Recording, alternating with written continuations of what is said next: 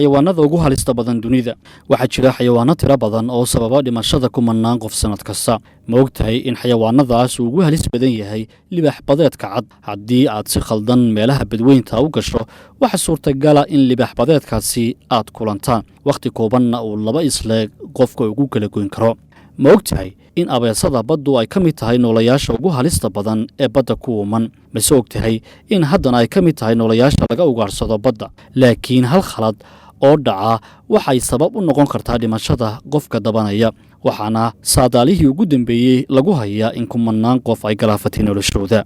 Fiidmeerta. Ma ogtahay daawade in fiidmeertu ay ka mid tahay xayawaanada ugu halista badan? Fiidmeerta oo ka mid a noolayaasha dhiigga cabba habeenkiina ugaarsada, waxa jeermiska badan ee waxyaabaha ay ugaarsato dhiiggooda ka soo raaca uu sabab u noqon karaa haddii ay candhuufteeda ku tufto cuntooyinka ama cabitaanada, kadibna qofku ka daba cabo, taasoo sababi karta inuu ku dhinto. Inkastoo dhimashadu qadarka Rabbi ku xidhan tahay, haddana meesha qofku joogo iyo sida uu noolayaashan ula kulmo waxay keeni kartaa dhibaato ka soo gaadha.